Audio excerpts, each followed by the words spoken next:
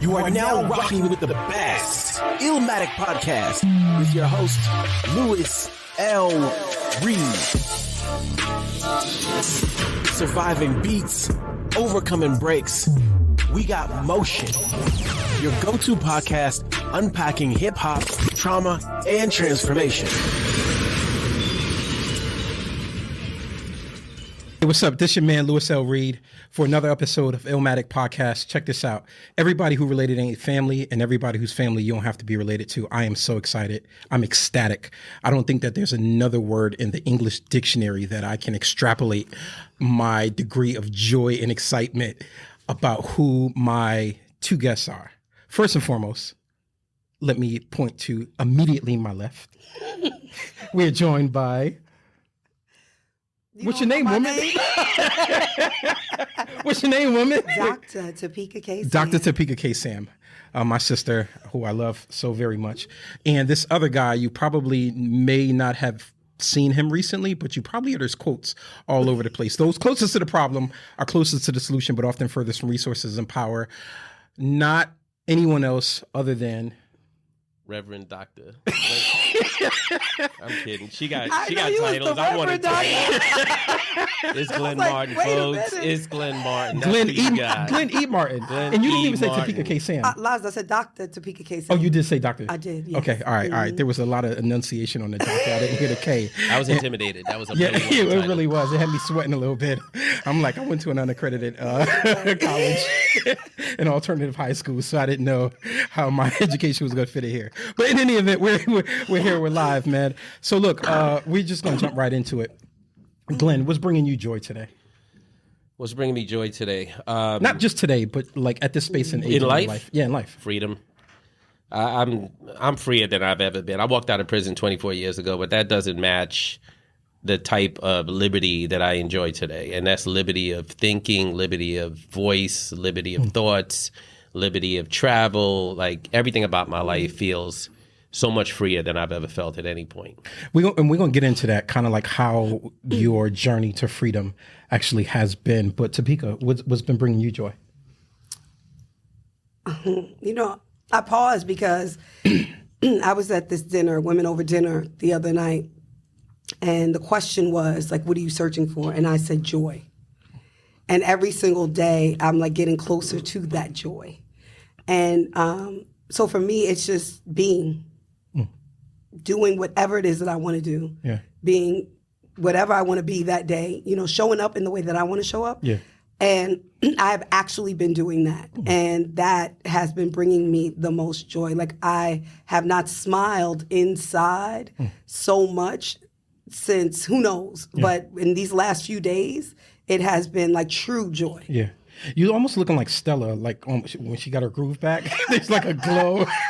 When you walked in, I thought you floated in the room. Well, that's the joy I'm talking about, because when you start to really understand who you are and own it without apology, that is truly like the start of that joy, because now you're not trying to buy into or be led by other people's opinions or other people's ideas of who you should be. And that is the most liberating. I just wish you could take that wisdom and bottle it up and give it to people at a much younger age. I want to sell it. I want to sell it. I appreciate that. Try to give it, baby. I feel you on that. Glenn, when I was in prison, I did 14 years in federal prison. When I was in prison, there was a guy whose name was Director Samuel. He was the first African-American director for the Bureau of Prisons. Excuse me. He came to the institution where I was, and he did a clinic. At the time, I didn't know it was called a reentry clinic, but it was a returning home clinic. And within that clinic, he played a video of a guy who was at the then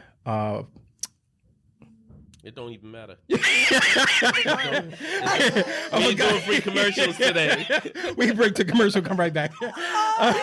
But of a guy who was at an organization, and this guy was talking, and not only was this guy like super captivating, not only was he very articulate, not only was he very charismatic, but he was someone that I saw a reflection of myself in. And that guy was you. And Director Samuel said that if this guy can do it, anyone can do it. And what was the it that Director Samuels was referring to in approximately 2008, 2009. Walk us through kind of like what your journey has been. That's around the time when I realized, like, when people tell you they look at you as a leader, most people don't even know what that means. Like, what do I do next? Like, people are looking at me to lead. And then I learned that leading is about collective leadership. Like, how do you invest in other people around you? If you do a good job of that, if you do a good job of helping other people to see their leadership and how they can shine, that just elevates your leadership. And I was starting to learn that at that moment. And I think that's what he might have been pointing to. Like, when he heard me speak publicly, when he shared space with me in meetings, I don't spend a whole lot of time feeding my own ego. Like, I feel like my legacy is behind me. It's not in front of me. I'm not chasing anything. And what he saw was someone who was trying to give him solid advice on how he could invest in the success of the people that he's responsible for supporting. And he took it and he ran with it. And he didn't have to. A lot of other people have heard me say the same thing. But I appreciate that he then planted a seed that grew into a tree that cast shade that he probably doesn't even enjoy today. But that's you and the things you've been able to accomplish. Yeah. I'll often say that it's not necessarily about the me, but it's about the we. And Topeka, I've had the benefit of knowing you personally. Define personally. Yeah, I mean, well, that's subjective. So that's for a different episode. That's for the bonus episode. But for the purposes of right now, I know you personally. Y'all want some space? Should I leave? No. We've had all of our space. Lovely man. That would be us. That would be me. But in any event, I know you personally. We've had the benefit. I think all three of us, to some degree, we've had the benefit of really experiencing one another in a very private space. You are responsible for affecting a third of the United States women's prison population as it relates to changing the conditions of confinement through the bills that you've been able to pass, so on and so forth. Talk to us about what your journey was like as it relates to having been incarcerated, and what was the catalyst in order to get you involved in public advocacy. So the catalyst, I would say, was my experience. Going through that experience, understanding that, everything that's written under the sun is for a purpose. And I knew that I had to take that experience and do something great with it. I wasn't sure what. And then when God spoke to me and told me what the what was, then I didn't know how. One thing I did know was that I had a voice, and I wasn't scared to use my voice for my experience.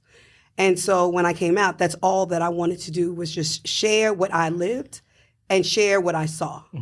And what was it that you lived, and what was it that you saw? Well, I saw women being in prison that should not have been there, period. I didn't know that that was happening in the country. I visited men in prison, dated men who were in prison. But you yourself didn't necessarily come from that space in life. You came from a very, very structured family. Yes. Your dad was super fly. Mom is super fly. Yes. You are a product. I'm super fly. Right. I mean, it depends on what day, how you wake up without a bonnet on your head, but that's different. but you come from a very structured family. You come from a very loving family, and your background wouldn't necessarily necessitate how you landed in federal prison. How does someone like you, who come from the space in life where you come from a two-parent household, in effect, have the societal pedigree that you have, how did you land in incarceration? So I think there's a few things to that. One, there are many people like me in prison. I met them there. And with the data we're showing today, like 1 in 3, so that means everybody is impacted, right? And for me, my journey landed me there because I realized now in life that I was really trying to find an identity. And, growing up as a Black family in a white community, while you understand that you're different, you don't necessarily understand how different until you get embedded in your own community. And so when I got to college... Because there's nothing like our community that can make us realize how different we actually are. No, and unfortunately, and I want to be clear is that I understand how systemic racism plays a part in why we are the way we are to each other. When I think about, the person in the house versus the person in the field, and how, colorism and all those things play a major role as into why we see ourselves the way we do, and why there's so much internal hatred because of what society has done to us. So I want to kind of preference what I'm saying there. But as an 18-year-old going to an HBCU, I didn't know that. Yeah. Right? I just thought I was going to a black college because this is where I wanted to go. And I wanted to be around other black people. And hey, I'm here. And they were like, oh, you talk like you're white.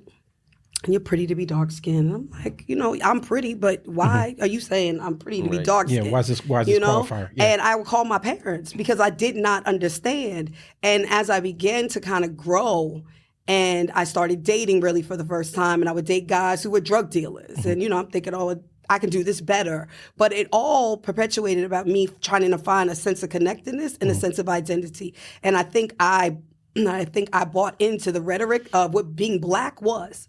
And, when I talk to some of my friends now that I went to college, where they were like, we just didn't understand why you were hanging out on Green Mountain 25th Street. Like, your parents would have killed you, if they knew where you were. And we wanted to be where you came from. But I so bad wanted to be accepted, And so that's how I landed through that experience. It wasn't because I couldn't eat. It wasn't because I didn't have the emotional or mental intelligence to do the right thing, the moral compass, the understanding of God, all of those things. But it was the choices that led me to that because I wanted to be down. I wanted to be cool. I wanted to be accepted. And I wanted to be loved by my people. And so the rejection, I think, or the way I internalized rejection, was what had me dive deeper, because then in that sense of, unrealistic acceptance, it was really power. And so that became my relationship to power and my relationship to money.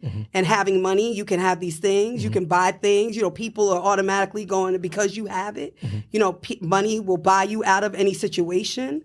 And, that went on for, years until I got, incarcerated. Pause there. Glenn, I see you nodding. You're talking about especially when Topeka was talking about the power and the money. What's coming up for you? And just that she's pretty for being such a dark-skinned woman. That's all. I'm just kidding. Don't me too me. I'm kidding. Go ahead. Finish your question, bro. I actually like compliments. So tell me more about my Please, keep it coming. Glenn, when I think about someone like you, who is articulate and a credit Sound to like your all race. my white friends right now. You're so articulate and you're such a credit to your race.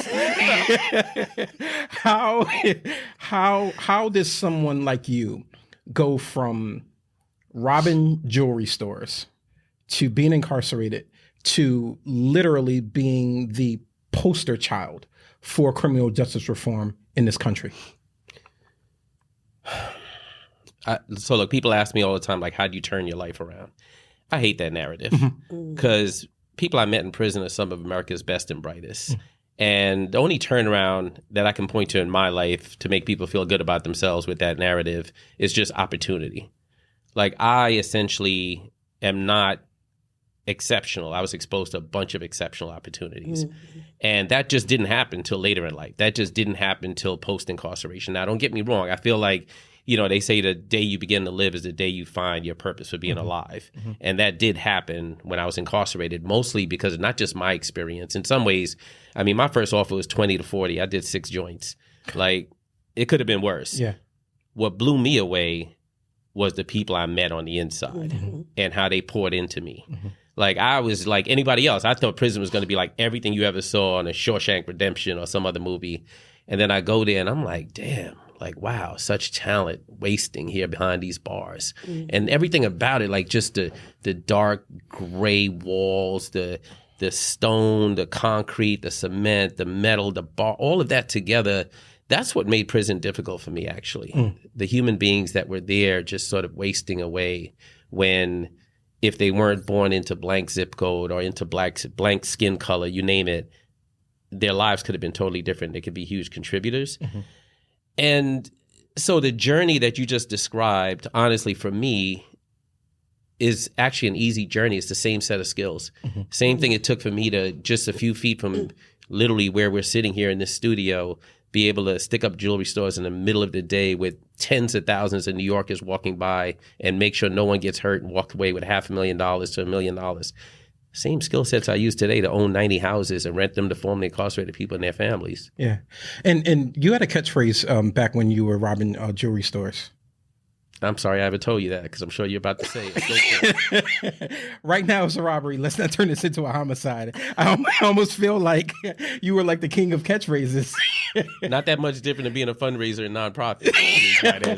I mean, again, same skill set. I appreciate you actually saying that. Yeah. Same skill set. I mean, the idea was, how do you get someone afraid enough to give you what you want them to give you without actually having to use the weapon, right? That was the goal, not to physically hurt anyone, not that people didn't get hurt. On the same token, like, I don't take a piss without a strategy. And even today, as I run 2 businesses, as I employ formerly incarcerated people, as I try to house formerly incarcerated people, every move I make has to be strategic. Same skill set, bro. Same skills. Yeah. Like 19-year-old young black kid running around Midtown sticking up jewelry stores. Not that different than 53-year-old doing 14 Zoom calls a day with all these stakeholders trying to close on real estate deals. Topeka, when I think about you, and I think about people who are in the field, you have a presence about you. I think that you've always had a presence about you, but you have a presence about you that sometimes generates criticism and it also generates compliments. And off camera, we were talking about how you're just like fully walking more into your own personhood and your own power. How does that, what does that look like for you now? And how did you come to that moment of crystallization? Well, the moment of crystallization came when, and I shared it with you all before, that, you know, the same people that didn't fool with me then are the same people that didn't fool with me now. You know, the same people I was trying to be accepted by were the same people I was trying to be accepted by again. And when I saw the same harm that was being perpetuated against me, because that is a real thing, that I decided I didn't want to accept it, you know? And so I decided that I wasn't going to dim my light to make someone else feel comfortable. I decided I wasn't just going to accept people to treat me and talk to me or talk about me any type of way because I wanted to afford them grace. You know, yes, God has changed me a lot, but God is still working on me each and every day. And to afford people grace is one thing, but to allow people to continue to take advantage or to harm you is another. And so I had to come to the place where also, being at a place where I knew that I was amended, like I was redeemed, and that I have whatever experience or road that I had to travel, it was for a purpose.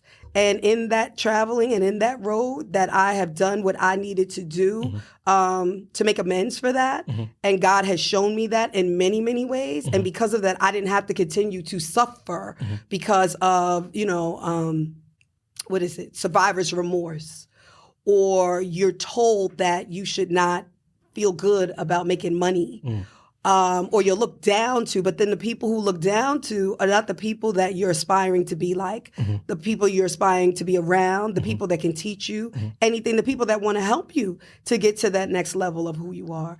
And I decided I did not want to be uncomfortable for other people anymore. I wanted to be comfortable in who I am and move in my light and take that power that I've always had. Because we know, we have it. And you are exceptional. Period. There are other exceptional people, but you're exceptional. Thank you. And so, you know, we don't take that away from us. And I think we so often are being chastised for us being exceptional. And own it. And so for me, it was like, I'm no longer doing that. I'm no longer shortchanging myself, because everything that I've done with the grace of God, I have earned. And so therefore, I don't need to downplay that. Like, why? It's not, you know, they call it Godfidence, you know, it's the confidence of God that abides in me. And when I understood that if you are a believer and you understand that God abides in you and God is the omnipotent, the omni-everything, then that means so am I. And because I understand that, then why would I want to walk less than that at all? And so, you know, I've been moving in that, and I get excited because each day I make new decisions that are good for me. And because if it's good for me, then it becomes better for everyone else around me.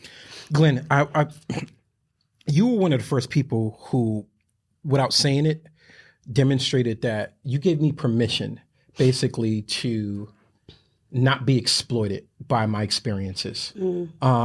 You gave us permission, I think, in the field to say that you can show up, you can share your story, and you don't have to necessarily walk out just with an applause. You can actually have an honorarium, right? Was there a moment for you that spoke to that notion as to where like you weren't going to be foundationally pimped, so to speak? What was that like for you? So a couple of things. There were many moments. First of all, if I show up as wise on those things, it's because I'm just a few years ahead of the rest of y'all. Like, I just been doing this for a hot minute. And so I have experienced some of the things that y'all are still experiencing today, except it was just a few years ago. So I draw from those experiences. And then I'm very transparent. Like, I just increasingly, the longer I live, the more I realize that the more secrets you have, the more people can harm you. So it's better to just put it, write your own story, as they say. Otherwise, someone else is going to try to write it. I had a lot of moments where I was sitting with colleagues. This space is a heavily sort of progressive, left-leaning space, right? It is what it is. Like, there's some conservative folks doing this work, but I'd say 90% of folks in this space have been here for a really long time and come from the progressive left. And I thought we were all just sort of in this together, like suffering together. Like I just thought we were all struggling. Silly us. And I know. And then I'd be sitting in these nonprofits and I'd hear Mary say to Susan, like, do you want to borrow my lake house? Or, hey, I'm traveling to Aspen this weekend. And I just was like, I thought we were all like, my first job, I owed $83,000 in fine, fees, restitution, and my first salary was $16,000 a year in nonprofit in New York City. But we wasn't all struggling together. We was not all struggling together. Yeah.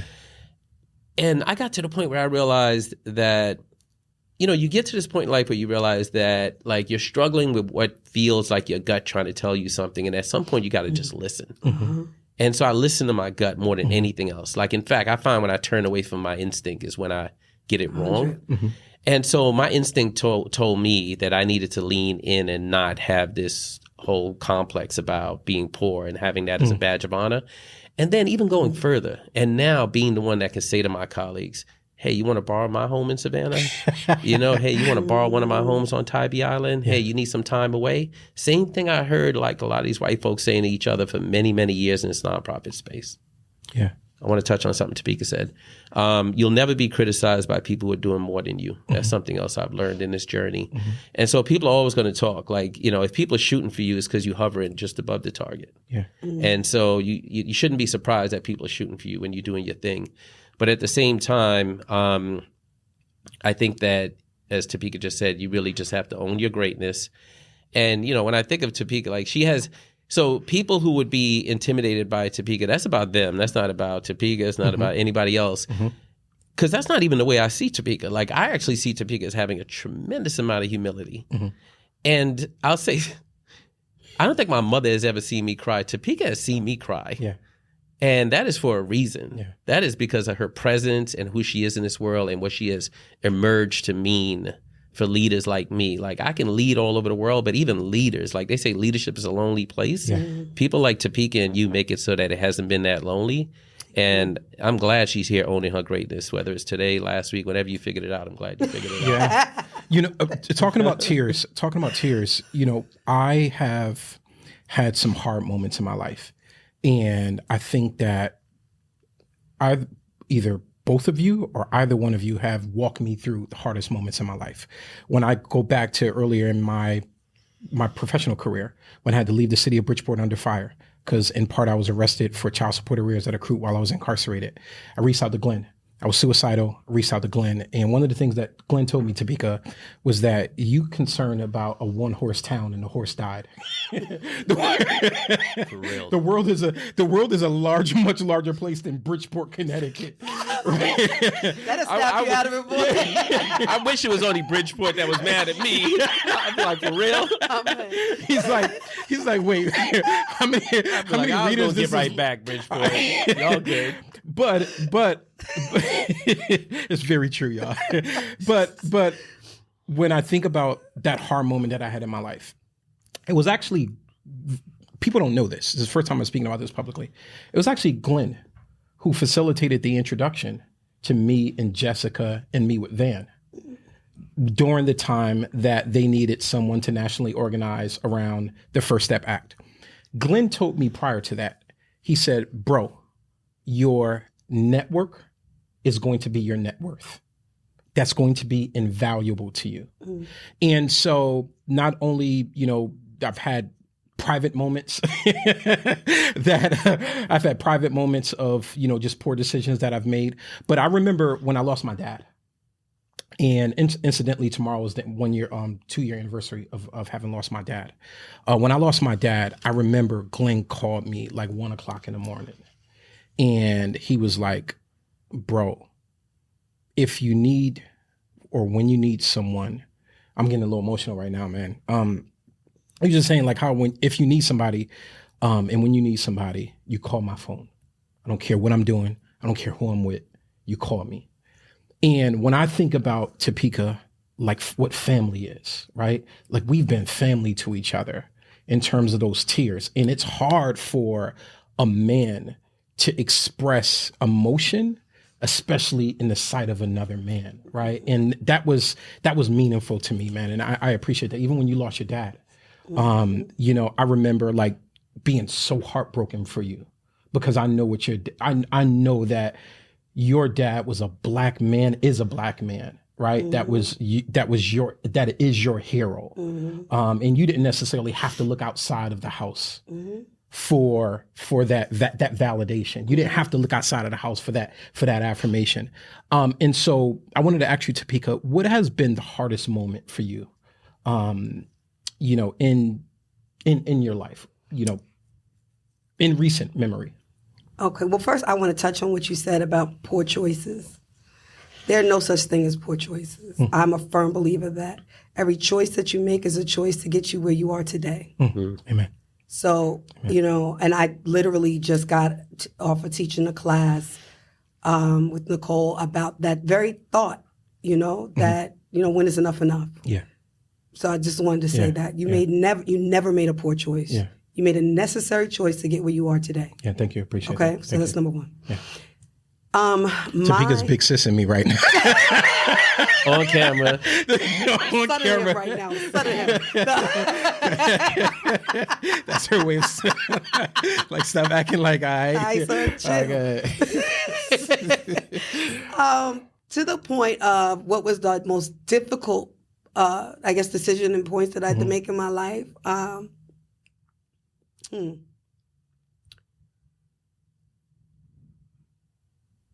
I may say the most necessary decision that I've had to make in my life is one that I'm making now.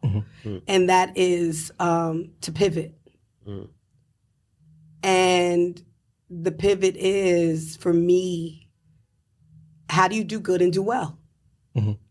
We've been all talking about this, around this space and around, the idea of, capitalism or conscious capitalism or, all the language that people just like to say. But at the end of the day, I came home from prison and I hit the ground and I've done a whole bunch of good. Talk about it. And I want to do well. That's right. Talk and about it. I am happy that I've been able to afford the opportunities for myself and my family because of the over hard work that I have done. Yeah.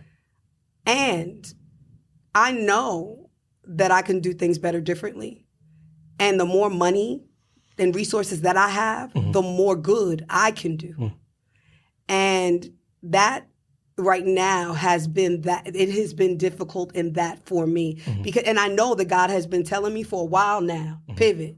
Because people didn't try to take me down several times, but I keep going. I'm like, nah, you're not taking me down, so I take me down. That's it, Yeah. But now I'm kind of like, nah, there's a way to do good and do well. And to legacy, to the point of it being behind you. I'm also a Highland project leader. And it was the first time in my life they invest in Black women and, give us resources, $100,000, in order for us to dream about what our legacy is and how to build it. But the core of it is generational wealth. And it allowed me for the first time in that inaugural cohort to think about what is my generational wealth. That my legacy is not a bunch of people. For me, well, while great, a bunch of sisters and people can say the impact that I've made on the space of social justice and incarceration. I've received the pardon and I've gotten all the awards and all the things. But when it comes down to it, those 8 nieces and nephews, godchildren, my mother, they can't take none of that shit with them if I leave. What I have is a few investments, a good life insurance policy, and that's it. But I know I desire and require more to be able to give to my family. And what's not going to happen, it's not going to happen doing it in the way that I have been doing it or the way that many of us have done it. And so when you think about the intellectual property you have and the things that it takes in order to build a business, and that's what we all have done. We've built businesses, successful businesses, but we have not been able to monetize on those businesses in the way because people have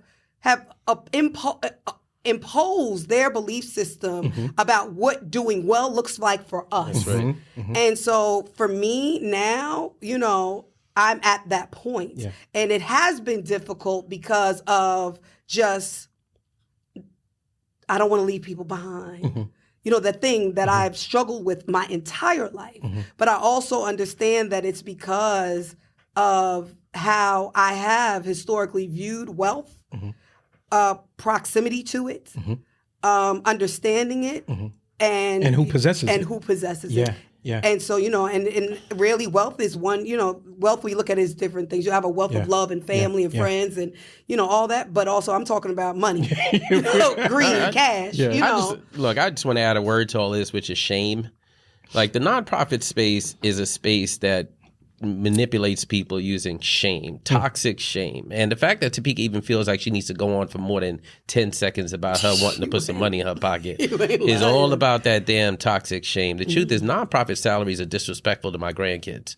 That's the way I think of it. I put 17 years in. That's 17 years I could have been using my intellectual property and my skills and monetizing it to make sure my kids, my great-grandkids, and so on don't end up having to go through what I went through. Everyone looks at me and points at me and says what you said earlier, like, oh, poster child, look at him, he made it. I don't want that for nobody else. It's been a difficult-ass journey. This shit will kill you. This shit will get up in your DNA and kill you. And so I love the fact that the three of us are like putting the shame in the rearview mirror and moving forward. And, whether we like it or not, people are looking toward us and they're going to follow us. But I think it's the right direction to go. I started talking about this a few years ago, and here's what I learned. I went to some of the very same. I mean, this morning I wrote a check for $210,000 to close a real estate deal. It didn't go to my account, Glenn. I didn't get it. That's hilarious. You gave me the wrong route and everything. I mean, you know how long it took me to earn that kind of money in nonprofit? I told you I started out making $16,000 a year, but the point is, like, I went to a bunch of people who used to give me money to do quote unquote social justice work. Now, the way the system is set up, literally the people you have to go to beg money from are the very people that have benefited from the systems that you say you're trying to collapse. Yes. And so how far are they really going to let you go with their resources to redesign that system? Because what I did was I went to them and said, you know what, I have a plan for taking formerly incarcerated leaders and investing in them so they build wealth and do this work from their own perspective. Nobody gave me a penny. I've raised about $200 million in the last 24 years. Nobody gave me a penny for that idea. That's the space we work in. That's real. I had a conversation with Emery Jones, who is the CEO over at Paper Planes, and he said someone reminded him that he had been home X amount of years, and he said, "I'm glad you remember because I don't."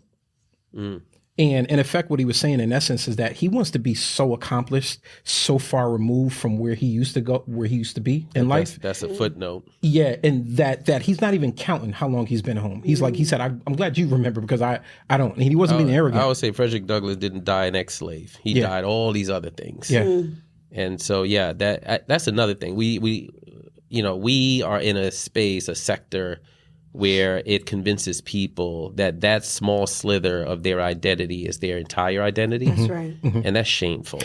Glenn, when I launched my film company at the top of the year, my documentary film company, Decoded Story Labs, the first thing that my DMs lit up with were people saying, "Oh, are you going to do this criminal justice reform documentary? Are you going to cover this?" I said, "The 13th has already been covered. Right. Right? Right. The new Jim Crow has already been written. Right. I didn't want to come out of the gate as the stereotype, as the guy who did this work in this space, who's doing an extension of that thing in this newer space. I didn't want to do that.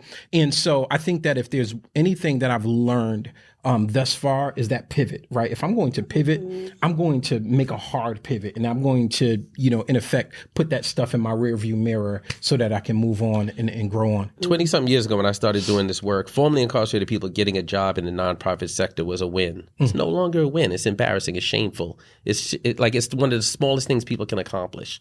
People can break into so many other sectors and be hugely successful. And so you doing it, Topeka doing it. Like when I see Topeka, I watch social media, I'm like, look at this woman here.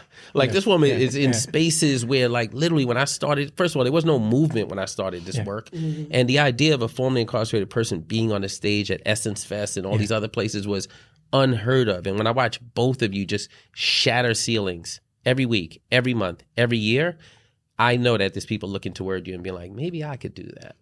Glenn, I want to ask you, and there was a few people who, when I told them that you were going to be on, they wanted me to ask you, what was it feeling like when you went to the White House and you got rejected? They wanted you to axe me, A-X-E? Yeah, I'm black. That's what most people want from me. Like, I'm not surprised people wanted you to axe me. He wanted to ask. What was that feeling like? What was that feeling like when you got rejected from not being able to go into the White House? So this was like And give context. This was like 2014. Get invited to the White House by the newly elected black president. And, that felt like the pinnacle of a person's career, right? Like I had never been to the White House before, definitely never have anything to do with a president. And get all excited, put on my best suit, take that Amtrak down the Northeast Corridor, get to the White House with a bunch of colleagues. They all walking in, going through the whole give your ID. They get these beautiful green passes, blah, blah, blah. So I get up to the window. I give him my ID. This motherfucker hands me a bright pink magenta ID that says needs escort. And everybody's looking at me like now I'm standing out from everybody, except my colleagues are just like, oh, he must be delayed. They all go in. And then Secret Service stops me and they're like, oh, yeah, because of your criminal record, you need an escort. So I'm like, who should escort me? They was like, well, whoever invited you. I'm like, oh, so like Valerie Jarrett should just run downstairs and just come grab me. So it's an hour-long meeting. I'm 30 minutes into it. I'm sitting there looking at this Secret Service dude scowling at me. And this door opens up and this young white intern, must be 22 years old, kicks the door open. She's like, mister. And I'm like, yes, please take me upstairs. She's like, I'm so sorry. She grabs me. We walk to the elevator 100 feet away. She looks at me. She's like, Mr. Richardson, I am so sorry. I was like, Mr. Richardson, my name is Martin. She was like, oh my God. I was like, do not take me back. Yeah. Take me up to that meeting upstairs. And she must have felt the pressure, took me up to the meeting. And those are like the hard moments in my career that I'm actually proud of, because I walked into that room and I could have put my head down and been embarrassed and been ashamed and just try to become part of that meeting. No, when they allowed me to raise my hand and it was my moment to speak, I said, look, I know this is going to disrupt this whole agenda, but let me tell you, that experience I just had downstairs in the White House with a black president who says he cares about criminal justice reform, like that is the scarlet letter that millions of Americans are carrying around. And then when I walked out of it, because, there's a bunch of apologies. We're so sorry. We're so sorry. We're so sorry. Then I get on the train. I'm going home and I was like, let me write a letter to the president. And then I was like, let me do something more. Let me write a letter to the president and send it to the Wall Street Journal. And that could have been a career killer. Because back then, everybody was loving Obama. Yeah. It might be a different story today. Yeah. But I can't tell you how many of my colleagues, this is the part that blew me away, called me up privately and was like, you shouldn't have done that. I will that has been the story of my career. Like doing things that my gut tell me is the right thing to do, even when my knees are shaking. And then having the people who call themselves allies call me up and say, just like when I said we should close Rikers, can't tell you how many people you would think would be on that bandwagon that pulled me aside and was like, that's going to be a career killer for you. You shouldn't have said that out loud. Wow. Topeka, when you were tethered to the Trump administration at the time. Notice I said you. I'm kidding. But what was it like? What was it like for you? I remember the we really got our behind spanked. We had people who, in effect, not even were in our DMs. They were like texting us and like blatantly just saying like, y'all Samboing for the man. What was that like for you? How did you feel when we were tethered to that administration trying to get people free? Like, what was that like for you? For me, it brought up the same things that I had experienced, kind of moving into my community and getting to the Black college, because I was like, these are the same people. They look like the fathers of the people I grew up with. You know what I mean? Like, so this is not new to me. Going into this White House is not new to me. Understanding how to communicate with these people is not new to me. And why should I be ashamed of that? Like, really, that was the first thing. The second thing was, when I talked to sisters and brothers who were in federal prison, they said, you have to go. You have to do this. We can't wait another 4 years. We don't want to be in prison. We don't do what you need to do. First of all, if you're not there, then who's going to be there to represent us? And so when I did that, it was, you're right. Like, why am I, again, listening to Alice? People left my board because they were just like, oh, no, you're going into the Trump administration. You're working with those people, and, but I'm like, but the millions of people these are the that are so-called woke left, the people. Yeah, woke is a joke. Yeah, Let's keep talking. Yeah, right. And, brothers or men, I'll say, I won't even call them, males, would be saying things publicly on social media, being disrespectful and, calling me outside of my name. And, it was just, what it did was it exposed, like, tell me how you really feel. Yeah. Right, number one. It gave people permission. Same shit that people argue about, about Trump. Right, he gives a certain sector of people permission to act boldly with who they are. It was the same shit on this side. It gave people the permission to act boldly about who they were and what they believed. And so when I started to experience that and knew that, what, at the end of the day, miss me. Yeah. Like, this is not even about you. You free, my nigga. Like, you free. Like, why am I all the way free? Like, why am I even listening to you about not going in to free people when you free? Yeah. How dare you offer a person who never been in a prison, but you're a great ally, and you telling me don't work with somebody, you don't want to give this person a win? It's not a win for him. It's a win for them. Yeah. It's a win for us.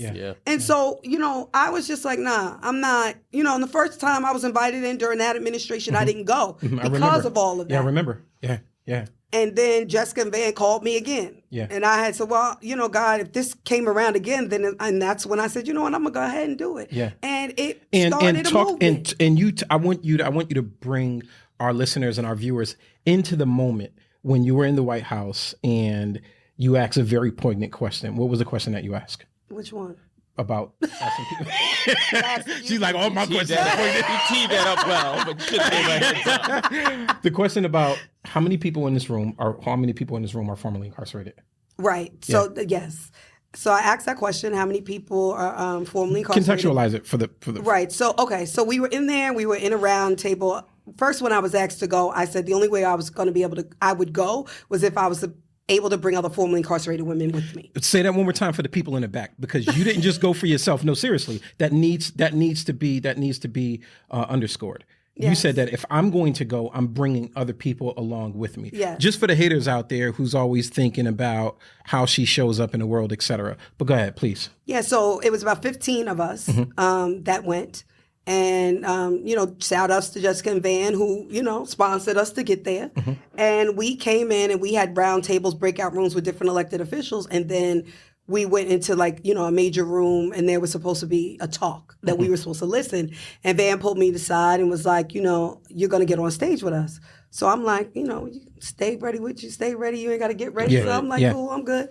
So I get on the stage and, I'm starting to talk. Van texted me the other day. He was like, he remembers just for the standing ovation that I got in the White House, but it was talking about my experience And we were talking about pads and tampons, and I had everybody wear a pin that said "Free Alice Johnson."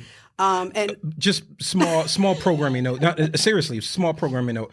Oftentimes, people look to Kim Kardashian, who has been a great ally along with us, especially when we passed the First Step Act, in terms of her advocacy for Miss Alice Marie Johnson. But in all actuality, it was Topeka K. Sam who literally got the nation in order to basically elevated Miss Alice Marie Johnson's name into the ethos of the social criminal justice reform movement. On real shit, when Obama left, was no longer in office because of his term, termed out, and Trump came in, nobody wanted to work with that administration, which also meant anybody who was advocating for people to get out of prison through the federal level stopped doing the work. Yep. Yeah. That's the real fucking truth. Yeah. Right? And so because of that, people don't know that part of the story. No, they didn't. And so what happened was there was only a few of us still advocating and raising the voices and names of people and opening up opportunities. Let me also add this as well. When Glenn called me to apply for the job with Cut 50, I didn't do it at first. Glenn had to call me back like a month later. I'm like, bro, why didn't you submit your resume? And I'm like, I don't want to be connected with Van. I don't want to be connected with this Trump administration. I had a high degree of suspicion about what was going on because I'm thinking like this is going to be career suicide. So talking about that courage, et cetera. But please. But then it's also like, we talk about we deserve a seat at the table. Yeah. So it's not all tables? Like, what are we doing, Or we're going to create our own table. Sometimes you're tired of creating your own table. Yeah. Sometimes, in order to get things done, you have to go to the table. Yeah. That's right. And to be able to be afforded the opportunity, because we got to call it for what it is. Yeah. Everyone doesn't get invited into every single room. That's right.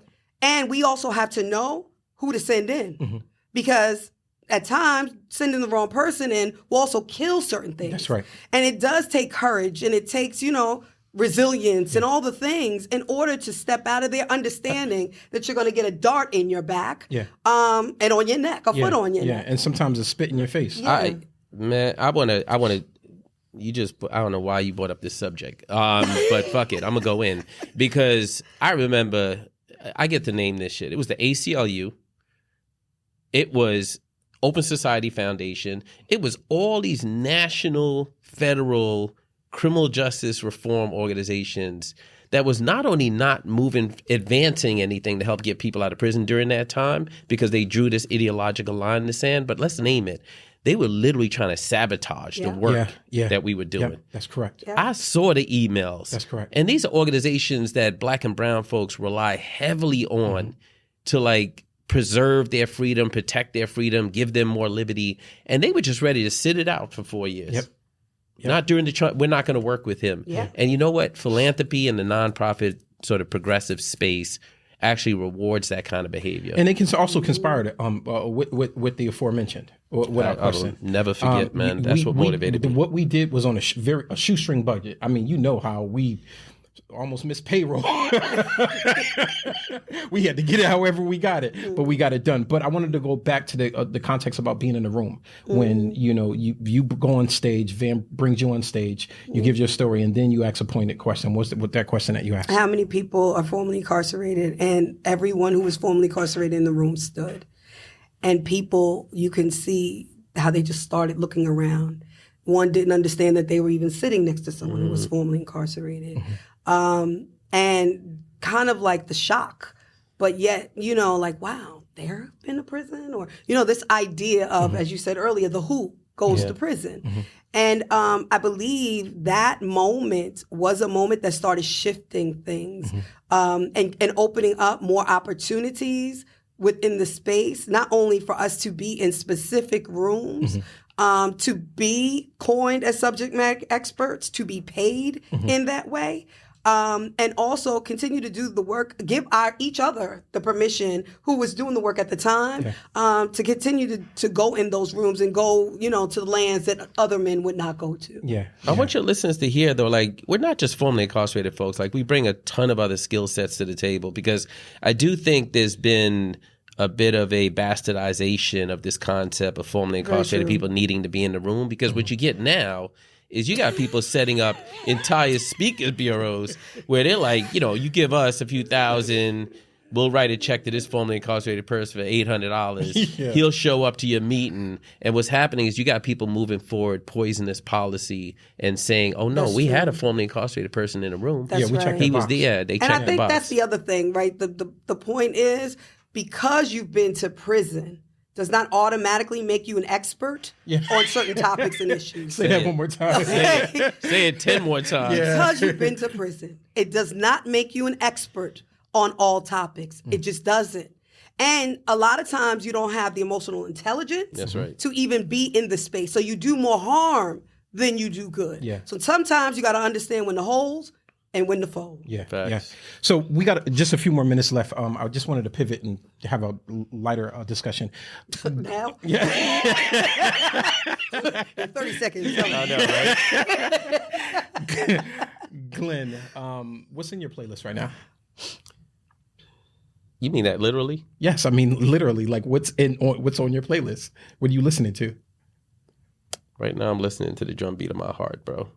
That was so poetic. Let me tell you, when I say that I have tuned out the rest of the world and I'm very focused on Glenn, I am not lying. I appreciate the question, but I want people to hear that answer. Like, I am extremely focused on what Glenn needs to be successful right now. And that is part of what's moving me. And my shoulders are so light, bro. Like, I just got called by the IRS the other day and found out I was going to be audited. I called my lawyer, my accountant. I was like, go handle that. I'm good. And I went back to work. Yeah, roll right over. For real. That's my answer to your question. Yeah, I love that. Topeka. I mean, I can't beat that. You can't. I'm about to delete every song. I'm about to delete my entire playlist. I would just throw my phone away. No word.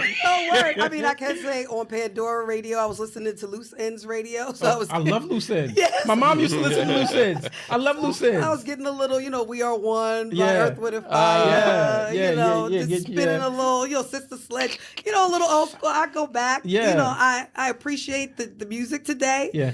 But I just don't see myself at almost 50 with the, Yeah, with the stuff. Yeah. But it's cool every day to get our rock. But yeah, I take it back. Got it. Glenn, what's on your reading list right now? Or what have you read recently? Whether it's a book, whether it's an article, like what have you read recently that's really, kept you buoyant? I'm trying to read books by people I know up close to try to compare who I know as a human being versus what they've written. Mm-hmm. I'm not going to name anyone specific, but I just find that even people I really admire, when they put pen to paper to make it work for the publishing industry, it's not the person I really fully know. Mm-hmm. Like, I'm actually pretty blown away. And it just reinforces for me that the radar that I've put up around this criminal justice reform stuff, I need to keep it up no matter where I'm going. Mm-hmm. Because it looks like this whole world forces Black and brown folks to show up differently to be able to pass the litmus test. Mm-hmm. And so I'm reading a couple of books right now, but I'm reading them with this introspective mind around who do I really want to be in the world. Mm-hmm. What about you?